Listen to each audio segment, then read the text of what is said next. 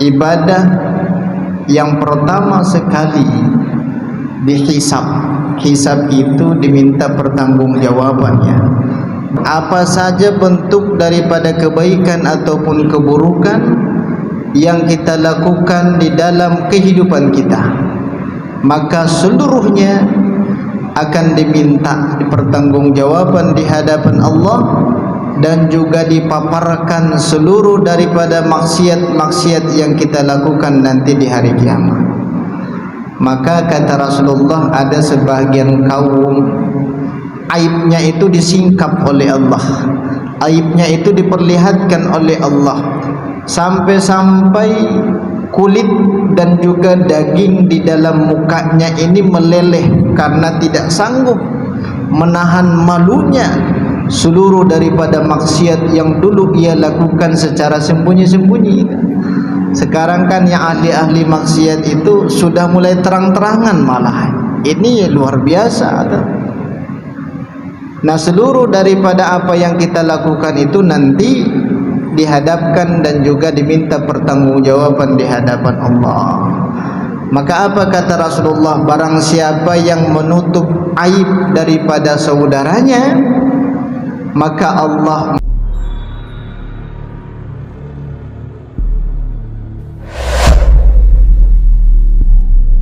Bismillahirrahmanirrahim. Assalamualaikum warahmatullahi wabarakatuh.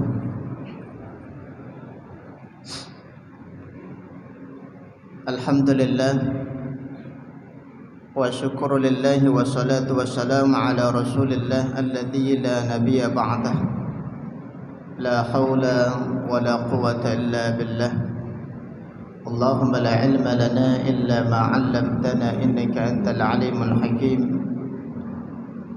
Allahumma shrah lana sadrana wa yassir lana umurana wahlul 'uqdatam min alsinatina yafqahu aqwalana. Allahumma a'inna ala dzikrika wa syukrika wa husni ibadatik. Amma ba'd. Ma'asyiral muslimin wal muslimat, bapak-bapak, ibu-ibu, jajaran para alim ulama, cerdik pandai, hadirin wal hadirat, jamaah salat fardu maghrib yang dimuliakan Allah Subhanahu wa taala.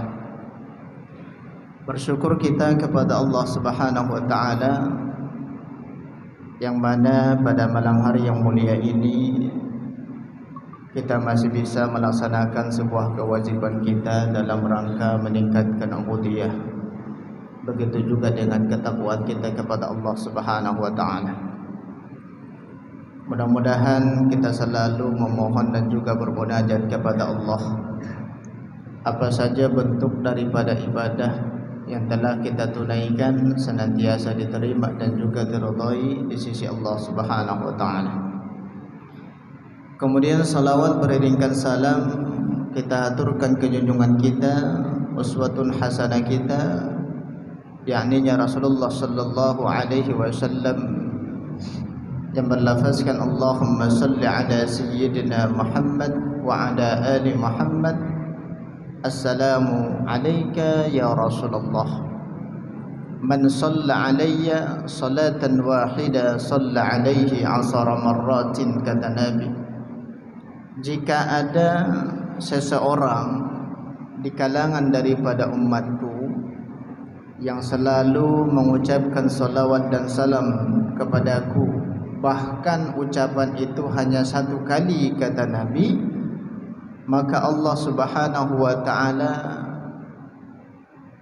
memberikan 10 kebaikan di dalam kehidupannya. Maka banyak di kalangan para ulama memberikan interpretasi daripada makna Allah Subhanahu wa taala juga berselawat kepada mereka, maknanya adalah kebaikan. Sama ada ia mungkin kebaikan di dalam kehidupan kita, kebaikan di dalam rumah tangga, kebaikan dalam pekerjaan, dalam hidup dan lain sebagainya. Inilah salah satu manfaat daripada orang yang sering mengucapkan salawat dan salam kepada Rasulullah sallallahu alaihi wasallam. Tayyib, Bapak Ibu para orang tua kami yang dimuliakan Allah Subhanahu wa taala.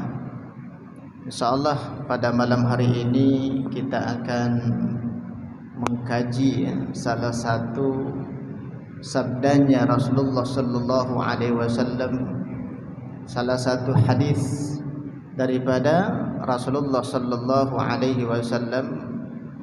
Ini hadis ini urutan yang ke-1081, bersumber dari salah seorang sahabat bernama Abu Hurairah radhiyallahu anhu. Itu kunyah, panggilan ya, panggilan yang diberikan oleh Nabi kepada ini sahabat. Nama aslinya Abdurrahman Sakhir Ad-Dawsi Al-Yamani, orang Yaman. Ini Abu Hurairah ini berasal dari Yaman. Qala Rasulullah sallallahu alaihi wasallam, pernah Nabi menuturkan di dalam salah satu daripada hadisnya, inna awwala ma yuhasabu bihil abdu yaumal qiyamah min amalihi salatuhu. Sesungguhnya kata Rasulullah, ibadah yang pertama sekali dihisab. Hisab itu diminta pertanggungjawabannya, bukan berarti hisab dalam makna bahasa Indonesia. Kalau hisab dalam makna Indonesia disedot, maka ada namanya ahli hisab, berarti ahli sedot ya, ahli sedot. Tapi yang dimaksudkan dalam hadis ini bukan ahli sedot ya. Hisab ini diminta pertanggungjawaban. Apa saja bentuk daripada kebaikan ataupun keburukan yang kita lakukan di dalam kehidupan kita, maka seluruhnya akan diminta pertanggungjawaban di hadapan Allah, dan juga dipaparkan seluruh daripada maksiat-maksiat yang kita lakukan nanti di hari kiamat. Maka kata Rasulullah, ada sebahagian kaum aibnya itu disingkap oleh Allah, aibnya itu diperlihatkan oleh Allah, sampai-sampai kulit dan juga daging di dalam mukanya ini meleleh karena tidak sanggup menahan malunya seluruh daripada maksiat yang dulu ia lakukan secara sembunyi-sembunyi. Sekarang kan yang ahli-ahli maksiat itu sudah mulai terang-terangan malah.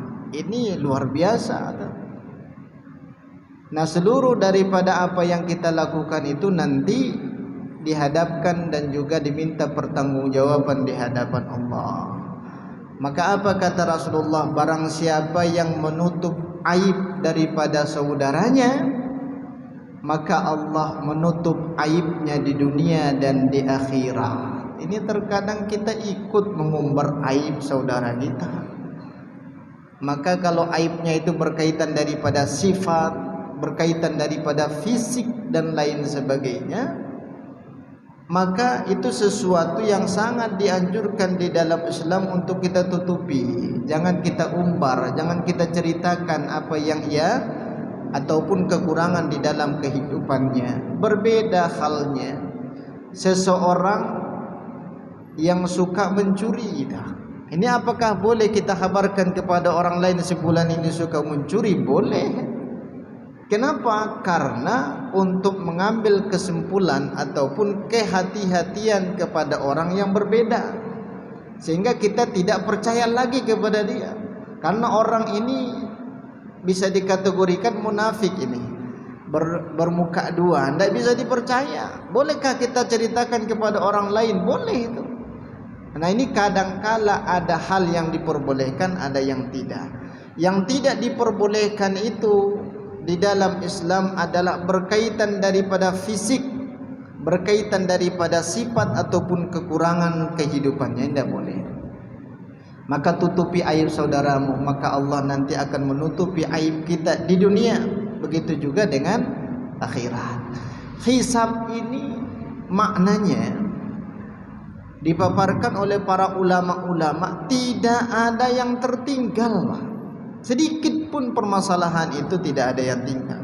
Faman ya'mal mithqala dzarratin khairan yarah wa may ya'mal mithqala dzarratin sarran yarah, akan dipertanggungjawabkan seadil-adilnya di hadapan daripada yang maha adil, yaitu Allah.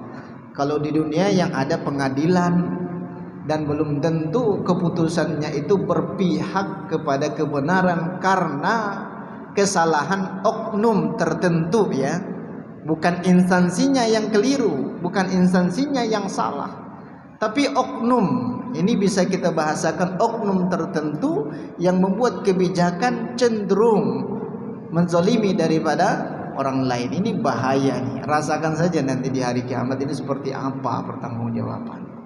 Hidup ini tidak lama, Pak. 70 tahun itu paling lama. Mungkin 80 tahun ada di antara orang tua kita. Ya, otomatis lama-lama ujung-ujungnya ya mati orang itu, siapapun dia. Kalau jabatan ya di negara lain, ya, jangan kita misalkan di Indonesia, paling 5 tahun ataupun 10 tahun lah kalau dia periode itu. Tapi ingat, apapun bentuk kebijakan kita yang cenderung merugikan daripada orang banyak, itu rame-rame nanti akan menuntut di hadapan Allah. Ini rame-ramenya bukan 102 orang, 100-200 orang, 100 juta, 200 juta orang. Maka penting ya kita bermuhasabah ataupun introspeksi ketika kita memiliki jabatan, ketika kita memiliki wewenang dan lain sebagainya. Ini makna daripada hisab. Nah, pertama sekali nanti di hari kiamat kata Allah yang diminta pertanggungjawaban adalah perkara masalah ibadah solatnya, min amalihi solatuhu, dari amal ibadah yang berkaitan daripada solatnya. Ini nanti di hari kiamat itu, setelah terjadi yaumal qiyamah, sudah terjadi hari kiamat, otomatis hari kebangkitan, disitulah yang namanya hisab. Setelah kita mati, setelah mati baru kiamat, tidak langsung itu menuju ataupun meniti siratal mustaqim, tidak, banyak proses-proses yang harus kita lewati. Ada namanya padang mahsyar, ada yang dinamakan dengan yaumul hisab, ada namanya yaumul mizan, ada namanya siratal mustaqim dan lain sebagainya. Ini masih panjang. Maka kita hidup di dunia ini baru permulaan, episode pertama nih. Episode pertama. Ini banyak episode yang harus kita lalui. Tapi ingat, kalau kita sudah sukses di episode yang pertama ini, ya otomatis ujungnya itu akan bahagia, akan nikmat dengan sendirinya. Jangankan di akhirat, Pak, di alam kubur saja itu memiliki kenikmatan yang luar biasa, khusus bagi ahli ibadah. Naumatal arus, kata malaikat, tidurlah kamu di sini wahai hamba Allah, karena engkau ahli ibadah seperti tidurnya arus. Arus itu orang yang baru menikah, pengantin baru. Pengantin baru itu kan ya luar biasa. Pasti bapak-bapak dulu sudah pernah merasakan itu. Tapi jangan terulang lagi ya. Nah, untuk pengantin baru yang kedua kalinya bahaya. Kita tidak membahas masalah itu. Tapi Bapak Ibu yang memuliakan Allah Subhanahu wa taala, nah kelanjutan, fa in saluhat, apabila ibadah salatnya baik, apabila ibadah salatnya sempurna, faqad aflaha wa anjaha, sesungguhnya orang ini beruntung dan sukses sudah. Sukses karena kebaikannya yang lainnya itu ngikut standaritas kebaikan kita. Berkaitan daripada kewajiban adalah terlihat dalam solatnya. Maka kalau ada orang yang khusyuk berpuasa tapi solat kagak, itu bohong loh. Bohong loh. Berarti standaritasnya itu adalah solatnya. Kalau solatnya khusyuk ternyata tidak puasa juga, berarti pura-pura khusyuk itu solatnya. Maka kalau seseorang itu 5 waktu tidak pernah tertinggal, khusyuk luar biasa, pasti ibadah yang lain ngikut. Maka aneh, Pak. Aneh orang yang sholat ke masjid 5 waktu ketika bulan Ramadan mencari kedai yang buka di siang hari lah. Ini orang perlu diruqyah lah. Ya, kecuali mungkin memiliki profesi yang membutuhkan tenaga kekuatan yang luar biasa sehingga tidak sanggup untuk berpuasa. Ini beda cerita. Itu rukhsah yang diberikan kepada mereka. Maka kalau solatnya bagus, faqad aflaha wa anjaha, kata Nabi, sesungguhnya orang ini sukses sudah. Sukses terhadap perhitungan ibadah-ibadah yang telah ia lakukan, dan beruntung dia. Orang ini beruntung karena standaritas daripada ibadah yang dilakukan adalah berkaitan daripada salatnya. Wa in fasadan faqad khaba wa khasira. Apabila salatnya rusak, maka orang ini gagal. Dihitung ibadah yang lain gagal, karena salatnya saja sudah gagal.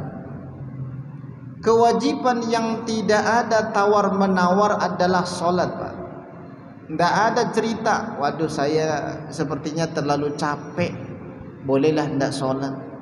Saya sakit, bolehlah tidak salat. Tidak ada cerita. Tapi kalau ibadah yang lain ada rukhsah, Pak. Seperti halnya puasa, tidak sanggup. Orang yang lagi safar saja boleh tidak berpuasa. Orang yang sakit boleh tidak berpuasa. Orang yang tidak mampu gugur kewajiban haji. Tapi kalau sholat tidak ada cerita. Lagi dalam perjalanan tetap wajib sholat, tapi model sholatnya berbeda. Ada rukhsah namanya jamak dan qasar. Orang yang sakit tidak ada gugurnya kewajiban sholat, itu tidak ada. Kecuali orang tertentu karena tidak dibolehkan sholat. Seperti halnya ibu-ibu, setiap bulan dia datang tamu, haid dia. Maka kalau bapak-bapak berhalangan dia sholat, itu bapak-bapak yang haid itu. Setiap bulan dia datang bulan, berarti setiap bulan datang haid. Tidak ada istilah berhalangan. Maka kalau sakit, ya sudah, maka apa kata Rasulullah sallallahu alaihi wasallam? Fa illam yastati' bil qiyami fa alaihi bil qu'udi awil julus. Tidak sanggup berdiri, ya sholat dalam kondisi duduk, Pak. Kalau orang tua kita dia memaksakan diri untuk sholat fardu berdiri. Kalau sholat sunnahnya boleh, Bapak sholat duduk, boleh itu. Maka jangan kita beranggap, oh ini kok Bapak ini duduk pula dia. Yang lebih dimaksimalkan itu adalah masalah sholat fardunya. Maka kalau kita tidak sanggup untuk berdiri, boleh duduk sholat. Tapi bukan ketika takbiratul ihram Allahu Akbar langsung duduk. Dan seperti itu.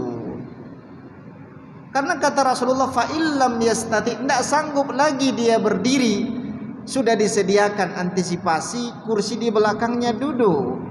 Terkadang ada orang tua kita Allahu Akbar, itu masih mampu, itu kurang lebih 1-2 menit masih mampu dia.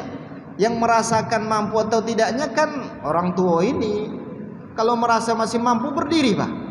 Kalau sudah tidak sanggup lagi, udah agak goyang ini lututnya, daripada mudarat nanti bagi orang lain, baru duduk.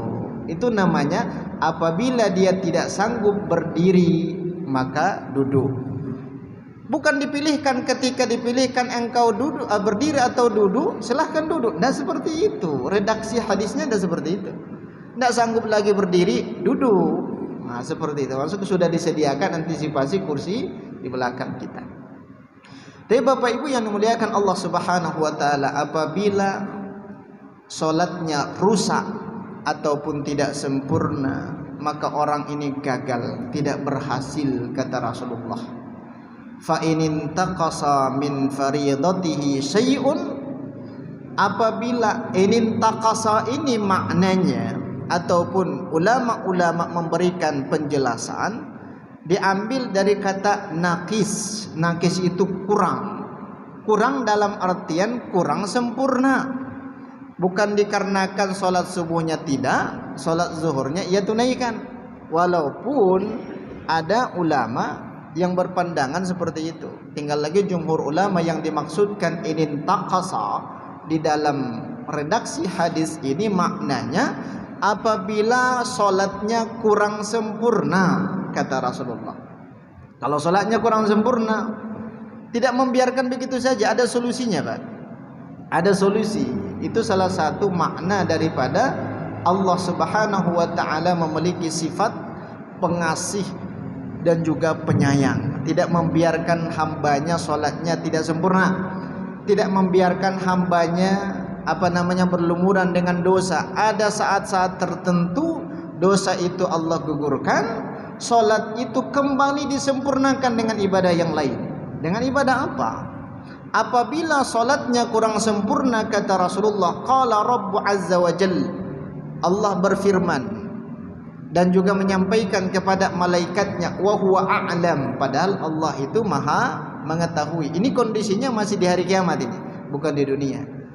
Maka apabila ada orang, seseorang, kata Nabi, orang ini banyak solatnya yang kurang sempurna, maka apa kata Allah kepada malaikat yang menimbang, yang memberikan hisab, pertimbangan, perhitungan kepada ini orang? Maka apa kata Allah Subhanahu wa taala? Unzuru hal li'abdi min tatawwu'. Berarti bukan hanya satu malaikat yang meminta pertanggungjawaban yang ditugaskan Allah, banyak. Karena maknanya adalah kalian lihat, kata Allah, bukan unzur. Kalau unzur itu satu malaikat. Tapi apa kata unzuru, wahai malaikatku, lihat hambaku ini, kata Allah, hal li'abdi min tatawwu'. Apakah hambaku ini banyak ibadah-ibadah sunnah yang ia tunaikan? Kemudian dilanjutkan lagi, fayukammalu minha man taqasa min fadhilatih. Maka ibadah-ibadah mahdhah, ibadah-ibadah tatawwu' ataupun yang sunnah-sunnah tadi, penyempurna daripada solat-solat yang kurang sempurna. Maka kalau kita lihat interpretasi ataupun penjelasan para ulama, yang dimaksudkan tatawwu' di sini adalah as-salatut tatawwu', yaitu salat sunnah. Tidak ada kaitan dengan sedekah, dengan puasa sunnah, tapi yang lebih cenderung adalah salat sunnah kita. Berarti salat sunnah itu, Bapak Ibu, fungsi utamanya adalah menyempurnakan daripada ibadah solat fardu kita yang kurang sempurna, yang terkadang solatnya tidak jelas tomakninanya, tidak jelas rukuknya dan lain sebagainya. Ketika Bapak ini solat sendiri 1 menit putus 4 rakaat, 1 menit putus 4 rakaat. Kok cepat betul Pak solatnya, kata istrinya.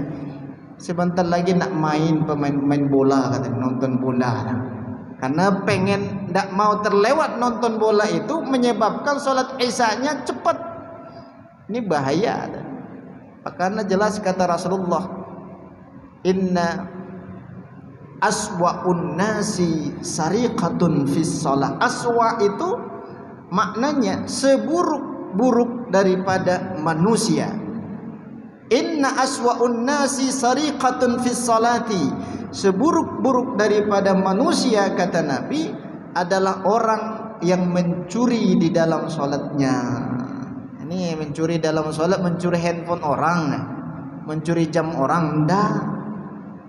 Yang mencuri dalam solatnya itu, ketika itu para sahabat mereka kaget, loh kok bisa orang yang solat sembari dia mencuri? Maka mereka bertanya kepada Rasulullah, wa mas-sariqatu fi sholati ya Rasulullah? Siapa mereka orang yang mencuri di dalam salatnya? Maka apa kata Nabi?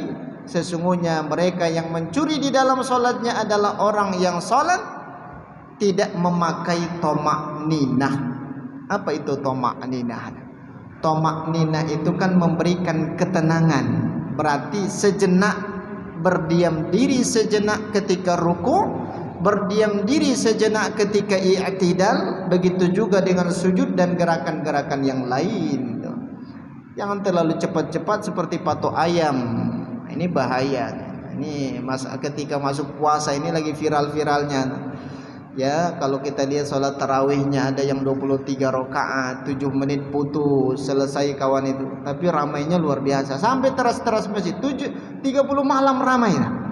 Ini luar biasa, semakin cepat sholatnya semakin ramai. Ini kan gambaran keimanan kita, gambaran keimanan kita. Tapi Bapak Ibu yang dimuliakan Allah Subhanahu wa taala, permasalahan pertama berkaitan daripada sholat yang kurang sempurna. Bagaimana sholat yang kurang sempurna? Salah satu yang tadi dijelaskan oleh Rasulullah sallallahu alaihi wasallam adalah orang yang sholat tidak memiliki tamakninah. Kalau kita lihat antara sholat fardu dengan sholat sunnah, memang penyelesaiannya lebih cepat sholat sunnah. Pernah Aisyah radhiyallahu anha bertanya kepada Nabi, "Ya Rasulullah, begitu cepatnya engkau salat, apakah engkau membacakan surat ba'da Al-Fatihah? Engkau baca surat enggak setelah Al-Fatihah wahai Rasulullah?" Maka apa kata Nabi? "Qara'tuha, aku membacanya." "Kenapa engkau bertanya demikian?" kata Nabi. "Aku melihat engkau agak cepat dibandingkan salat fardu." Berarti salat fardu itu lebih lama, lebih lama waktunya dibandingkan pelaksanaan sholat sunnah rawatib. Kalau sholat sunnah tahajud silahkan berlama-lama tuh. Mau 10 menit kah, mau 30 menit kah, tidak ada masalah. Ini berkaitan daripada sholat sunnah rawatib tadi, qabliyah dan ba'diyah. Disegerakan waktunya, jangan berlama-lama, apalagi waktunya sudah mulai hampir masuk. Maka kalau tersisa waktu, ini sering kita sampaikan kepada pengurus masjid ini, khususnya muadzin, ya, kalau alarmnya sudah masuk untuk iqamah, iqamahkan. Kalau masih ada orang yang sholat, tak peduli dah. Kenapa kita perhatikan satu orang, sementara jamaah yang lain puluhan jumlahnya tidak diperhatikan, mereka menunggu waktu iqamah? Ini kan mempertimbangkan satu orang, sehingga tidak mempertimbangkan banyak orang. Terkadang kan masih 1 menit lagi, langsung di saf yang pertama pula dia, Allahu Akbar, iqamahkan saja, biarkan dia sholat sunnah, tinggallah di situ. Apabila iqamah sudah dikumandangkan, habis waktu sholat sunnah qabliyah, ditunaikan di masjid, habis itu. Kecuali kita sholatnya di rumah, ya, ibu-ibu sholatnya di rumah. Kalau di masjid sudah iqamah, maka apa kata para ulama fuqaha? Ketika iqamah dikumandangkan, orang ini belum selesai sholat sunnahnya, batalkan, batal. Nah, bagaimana cara membatalkannya? Baru terjadi khilafiyah di sini. Cara membatalkannya seperti apa? Ada yang tetap menutup dengan salam walaupun belum sempurna. Ada Imam Abu Hanifah dan imam ulama Malikiyah mengatakan, kenapa harus tutup salam? Sholatnya belum sempurna. Ya sudah, batalkan saja, masuk ke shaf yang kosong untuk sholat fardu. Berarti batas waktu sholat sunnah qabliyah itu ketika iqamah sudah dikumandangkan. Di zaman Nabi tidak ada jam seperti ini, tidak ada running text, tidak ada. Berarti alarmnya ketika Nabi keluar dari rumahnya langsung datang ke masjid, Bilal itu sudah langsung iqamah itu. Berarti tanda iqamahnya itu menunggu Nabi masuk, tidak menunggu sahabat selesai sholat sunnah. Ya maka kita, ya jangan ngeyel Pak. Ngeyelnya seperti apa? Kalau tersisa waktu 1 menit lagi tidak mungkin sholat sunnah. Tapi kalau tersisa 3 menit lagi kan masih bisa lah qabliyah 3 menit. Ya kita pakailah ya 3 kul setelah Al-Fatihah. Qul a'udzu birabbil falaq atau qul a'udzu birabbin nas. Jangan pula surat An-Naba itu tidak selesai. Surat An-Naba tidak selesai itu. Pas waktu masuk. Tapi Bapak Ibu yang dimuliakan Allah Subhanahu wa taala, yang paling urgent sekali yang mengurangi kesempurnaan di dalam sholat itu adalah diantaranya memperbanyak ataupun melakukan gerakan-gerakan yang di luar daripada konteks sholat itu sendiri. Siapapun dia, berkurang kesempurnaan. Ya, terkadang ini mohon maaf, ada orang tua kita belum terlalu tua sih. Kejadiannya tidak di Tanjung Pinang. Kawan ini berdiri di samping saya. Saya tengok sebelum sholat, jenggotnya lebih panjang dari saya. Anehnya ketika takbir Allahu Akbar, sibuk meluruskan jenggotnya. Ketika sudah takbir, ini manfaatnya apa? Tidak ada. Bahkan mengurangi kesempurnaan sholat. Jangan pula Bapak berpaham, ya sudah kalau seperti itu mendingan tidak pakai jenggot. Ini keliru. Yang lebih baik itu pakai jenggot ya. Nah, itu sunnah. Ya, sunnah itu. Kalau terkadang kan ada orang yang berpaham, ya kalau memang seperti itu mendingan saya nggak pakai jenggot. Itu helah namanya, ya. Arti sesuatu yang disunnahkan. Jenggot itu sesuatu yang disunnahkan. Kalau Bapak tumbuhkan jenggot itu lebih maco kelihatannya. Lebih maco. Tapi tidak tahu kalau perasaan dirinya sendiri, nggak tahu. Allah a'lam. Tapi Bapak Ibu yang memuliakan Allah, berarti menghindari gerakan-gerakan di luar daripada sholat. Hal yang tidak berkaitan daripada sholat ini perlu kita perhatikan. Nah, yang ketiga, ini urgent juga, Pak. Iqamah sudah dikumandangkan oleh Bilal, menandakan imam sudah berada di hadapan kita. Imam itu maknanya ikutan. Imam itu ikutan. Jangan menyalahi daripada imam. Maka ilmu baris berbaris di luar sana itu diambil dari ilmu sholat. Ada imamnya, ada komandannya, ada yang menyiapkan. Coba siap gerak, kata komandan itu, bapak beristirahat. Apa enggak disepak? Kalau dalam aturan baris berbaris itu ditegur habis itu. Ya, hal yang seperti ini mencontoh dalam pelaksanaan ibadah sholat. Kalau iqamah sudah dikumandangkan, imam sudah masuk, yang disunnahkan itu satu. Apa kata imam? Rapat dan luruskan saf. Ini terjemahan dari bahasa Arab ataupun hadis yang disampaikan oleh Rasulullah. Sawwu sufufakum fa inna taswiyatas sufuf min tamamis shalah au min iqamatis shalah. Rapat dan luruskan saf. Itu yang disunnahkan. Tapi ada tambahan.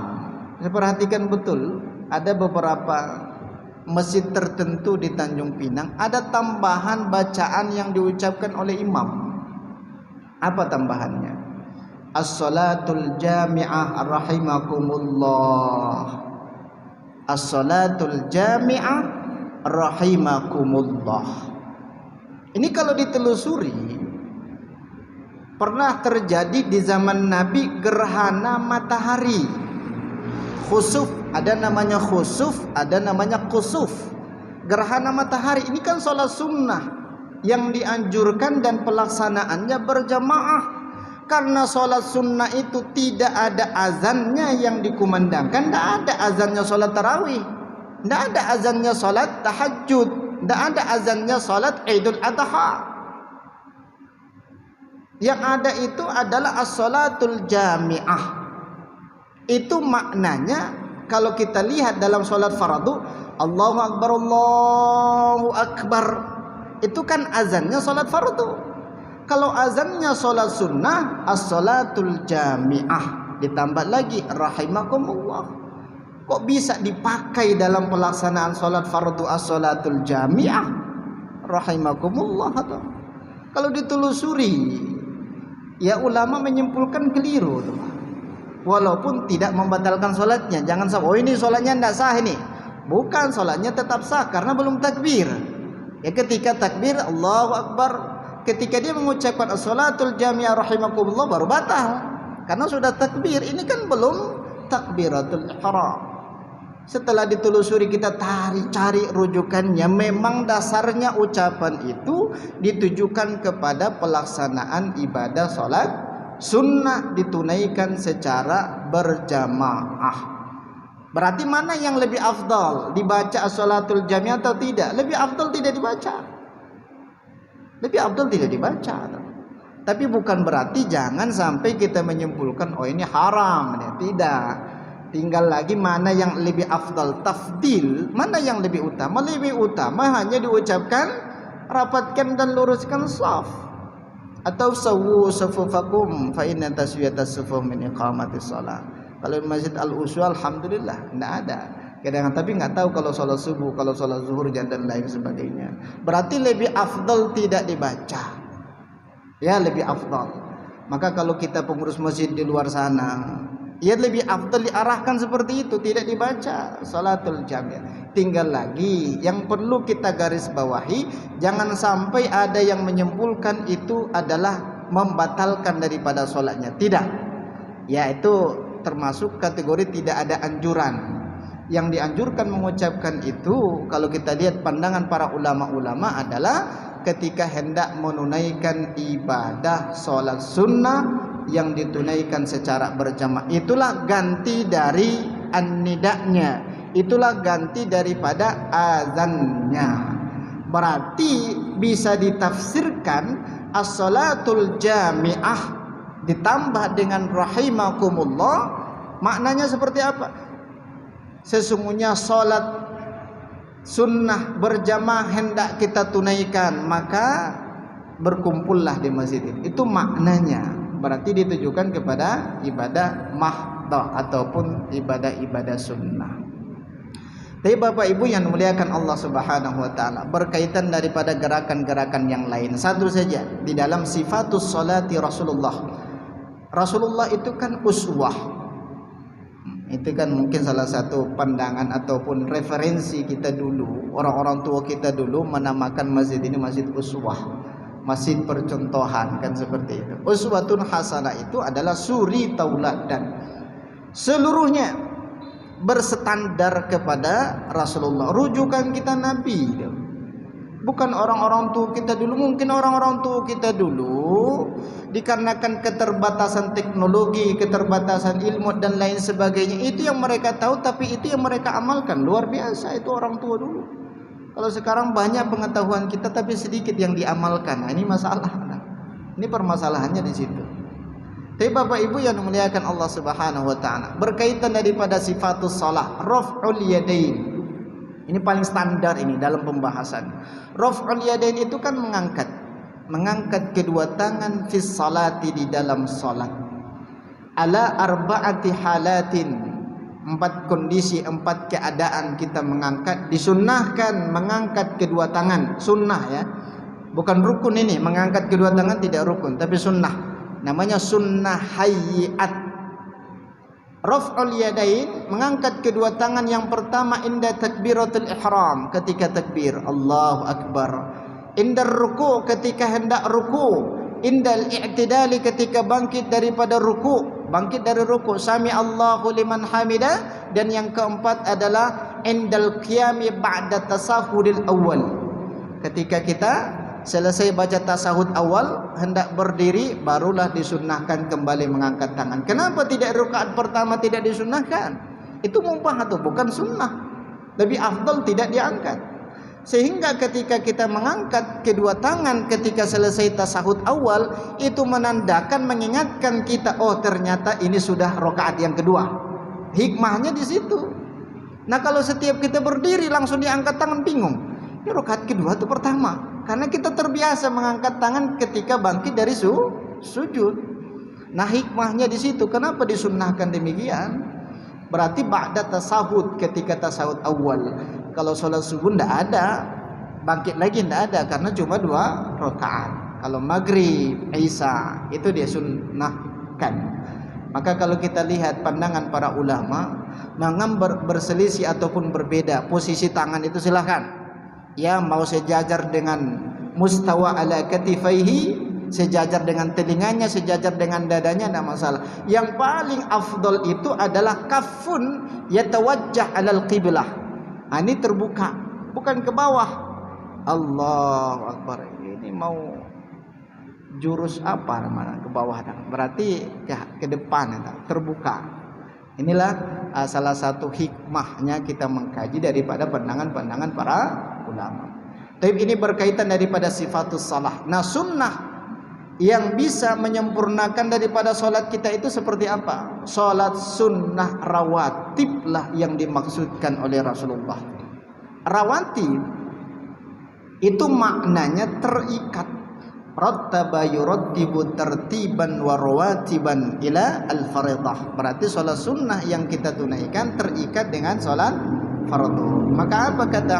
Kalau kita lihat ada redaksi hadis yang diceritakan oleh Ummu Habibah, ada yang diceritakan oleh Aisyah radhiyallahu anha, ada yang diceritakan dengan Ummu Salamah dan lain sebagainya berkaitan dengan solat sunnah rawatib. Maka bermacam ragam. Yang pertama, apa kata Rasulullah? Man shalla isnata asharata raka'atin banallahu lahu baitan fil jannah.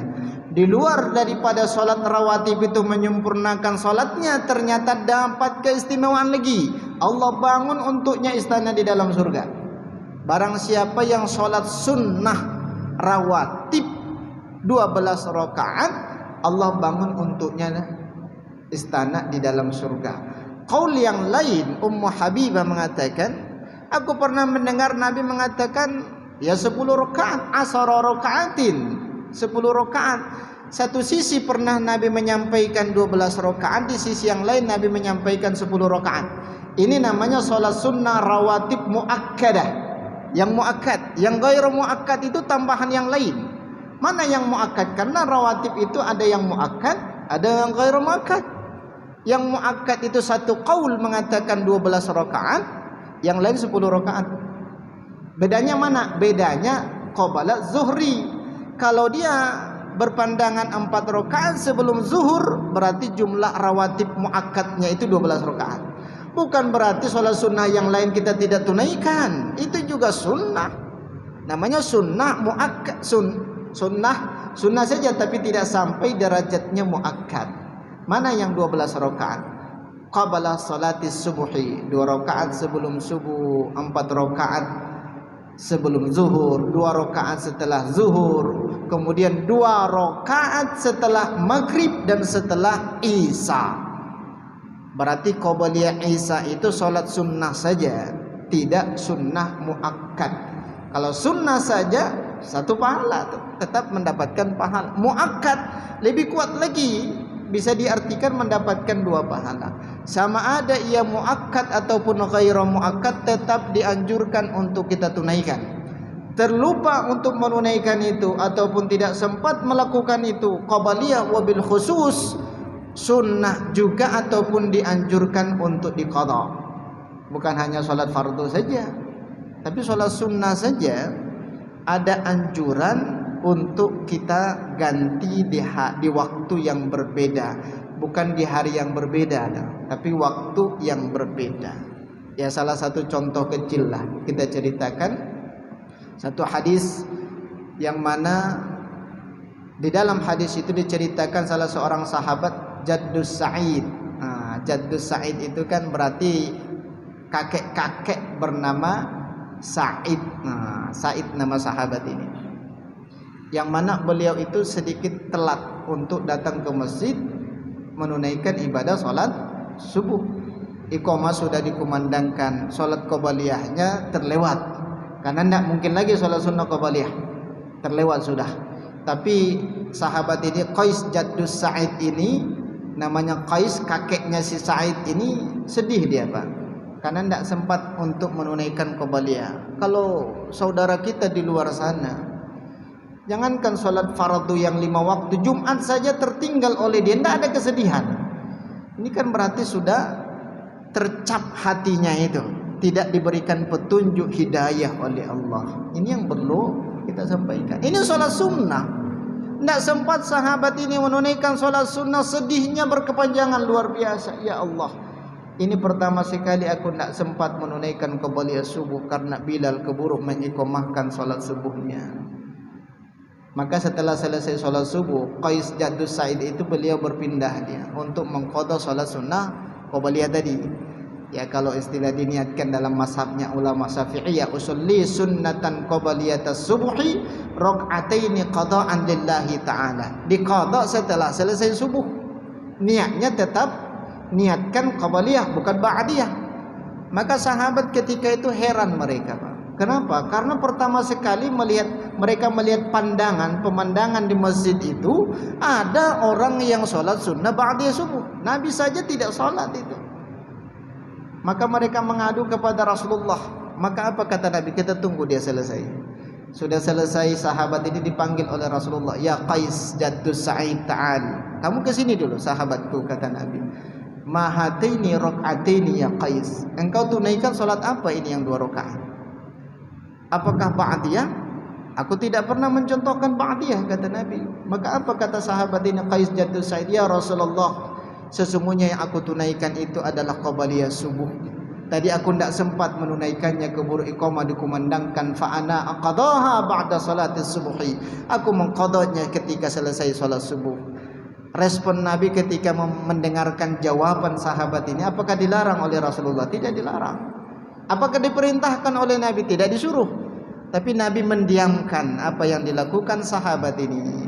Nah, kalau kita lihat pandangan Ibnu Qudamah di dalam kitabnya Al-Mughni, sukutu Rasulullah sallallahu alaihi wasallam ketika melihat sahabat yadullu alal ibahah, menandakan hal itu diperbolehkan. Berarti salat sunnah rawatib yang muakkad itu boleh kita qadha.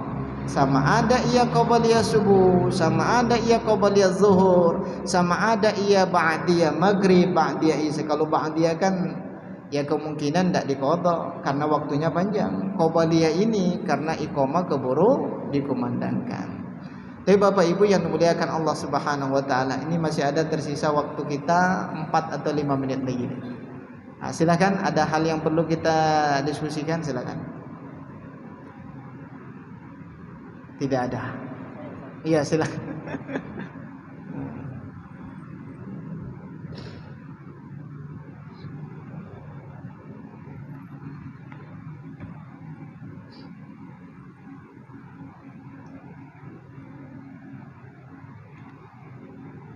Langsung saja Pak, silakan Pak. Kayaknya kedengaran suara Bapak. 1. Assalamualaikum.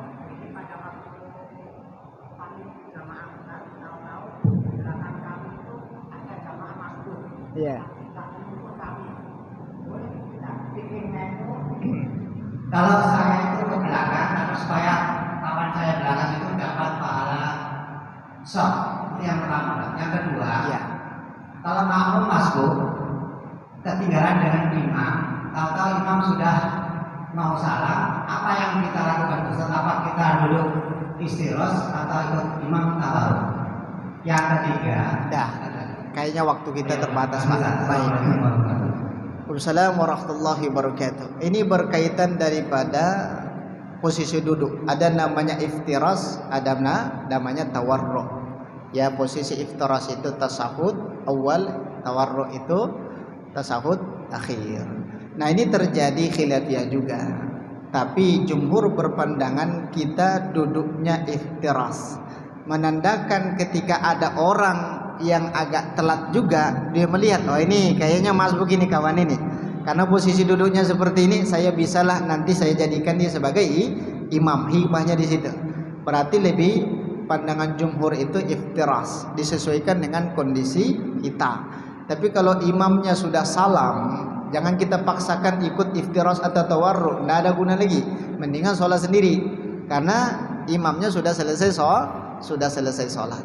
Nah, yang kedua, ini berkaitan daripada masbuk. Pada dasarnya memang ya tepuk-tepuk itu tidak ada. Tepuk itu kan memberikan isyarat. Tapi kalau di Indonesia, isyarat itu tergantung kita berdiri tegak di sebelahnya agak mundur sedikit, itu sudah isyarat itu Pak. Kalau di Arab itu nggak ada tepuk. Ya, saya temukan tidak ada tepuk. Tapi dia berdiri di samping kita, dirapatkan dengan kita, itu isyarat itu. Isyarat. Tapi kalau di Indonesia enggak ngeh dia. Udah berdiri di sampingnya enggak ngeh. Bahkan ditepuk pun enggak ngeh juga. Berarti berpindahlah dari situ Pak. Jangan lanjutkan. Ya, nikmati saja nanti kalau tetap dilanjutkan ketika sujud, enggak berbunyi kawan ini. Sujud teruslah Bapak. Ini kok lama betul ya. Padahal kawan ini sudah tasahud. Berarti kalau memang ada 3 gerakan bacaan takbirnya tidak terdengar oleh kita, mendingan berpindah. Berarti mungkin orang tua kita ini tidak mau dijadikan sebagai imam, atau dia tidak faham terhadap isyarat yang kita berikan. Berarti isyarat itu bermacam ragam, bukan hanya menggunakan tepuk saja. Takutnya kita terbiasa tepuk di Indonesia, qadarullah kita dipermudah jalannya ke Timur Tengah, kita sholat kemudian menepuk orang itu, bisa jadi setelah sholat marah dia. Ini apa cerita nepuk-nepuk kaitan? Kan ini isyarat saja. Berarti isyarat itu boleh menggunakan tepuk, tapi tepukannya itu yang punya hati lah Pak. Ini terkadang sambil seloro segala macam kan seperti itu. Ya, kalau dia sudah berdiri di samping kita, kebetulan ini kita adalah makmum yang pertama, datang dia memberikan isyarat untuk mundur ke belakang. Tapi kalau kita sudah tahu dia di belakang, kita yang mundur. Karena posisi sholat berjamaah kalau makmumnya 2 tidak di samping sebelah kanan imam lagi, itu mundur ke belakang. Karena orangnya sudah 2. Maka dalam sholat berjamaah itu tidak harus sebelah kanan saja. Maksudnya lebih diutamakan shaf yang baru itu diposisikan posisi imam di mana. Terkadang kan ibu-ibu, oh ini sebelah kanan. Ibarat kapal ini oleng dia kalau sebelah kanan, beratnya sebelah kanan. Nah, kalau bapak datang terlambat, ternyata shaf pertama sudah penuh, bukan ke sebelah kanan sono, tapi di mana imam berdiri, disitulah posisi kita berdiri untuk membuat saf yang baru. Berarti tadi kalau sudah diberikan isyarat kita yang mundur ke belakang. Kalaupun tidak ada isyarat tapi kita tahu betul beliau itu juga ikut berjamaah, kita juga turut mundur ke belakang. Jangan sampai di samping dua-duanya. Ya seperti itu. Tapi wallahu a'lam bishawab, karena waktu Isya sudah masuk. Mungkin di lain waktu kita bisa diskusikan lagi. Kita tutup dengan lafaz alhamdulillahirabbil alamin dan doa kafaratul majelis. Subhanakallahumma wa bihamdika asyhadu an la ilaha illa anta astaghfiruka wa atubu ilaik. Akhir kalamnya wassalamu alaikum warahmatullahi wabarakatuh.